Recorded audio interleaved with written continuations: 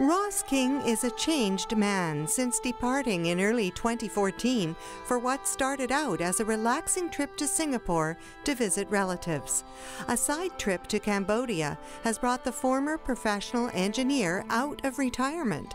From his idyllic home on Salt Spring Island, he works several days a week. He's become an entrepreneur of sorts, and he cannot get the children of Cambodia out of his mind. A warning. Some of the images in our story may be disturbing to some viewers, as they reflect history about those who were killed during the Cambodian Civil War. We were in the city of Siem Reap for the Angkor Wat temples, which are magnificent, one of the great wonders of the world. And there was a side trip put on by Viking Tours, which took us to this rural school, some distance outside Siem Reap. And there we found this amazing institution that had been started by a monk in his home village. He wanted to bring back to the village something from his travels in the world and his knowledge and experience.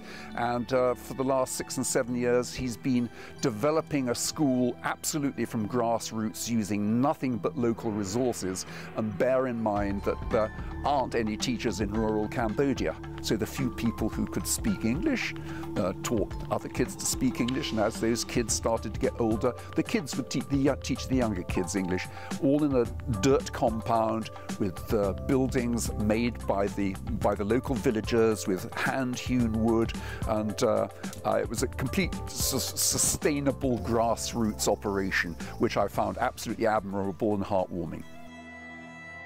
The story of the Cambodian people was also documented in the 1984 British drama, The Killing Fields, and highlighted atrocities committed by the Khmer Rouge. 2 to 3 million Cambodians out of about, I think, 7 or 8 million were killed as a result of the Khmer Rouge atrocities. They were driven out of the cities. All the middle classes and professional classes were wiped out by them. It was a fundamentalist, Maoist, back to an agrarian economy operation by the Khmer Rouge. Millions died of starvation or were tortured to death. And the country was gutted of its middle classes. The teachers were exterminated along with everyone else because they were intelligentsia. The leader of Homestay Volunteer Teachers Organization School, located in rural Cambodia, has been an incredible motivator for Ross King of Salt Spring Island. Sim Piseth, manager and founder of HVTO School, has really impressed everyone who goes there. They get captivated by Sim and his kids. Fundraising, along with matching dollars from an English trust, is being coordinated by Ross through Sparks on Salt Spring Island. The abbreviation stands for Schooling Poor and Rural Cambodian Kids. We are working with an English trust, an acronym which is PUTE, and they have promised to match every dollar we raise, dollar for dollar, up to $12,500 US. And that is in progress now. We are working towards that. So every dollar we collect is $2 to HVTO.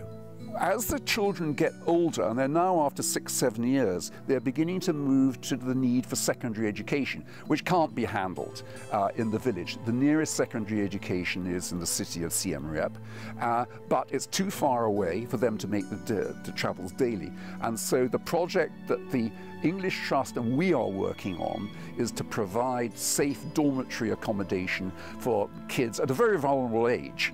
And Cambodia is not the safest place, very vulnerable age, to be safely housed in Siem Reap. All donations received will be sent directly to the HVTO Cambodian School. Deadline for all donations to receive matching funding is November 14th at 5 p.m. For further information, contact Ross King at 250-537-0666 or go to the website sparks.org. They're so bright and delightful, and they're full of hope. They're bright-eyed and they're eager. You couldn't help but have your socks charmed off by them.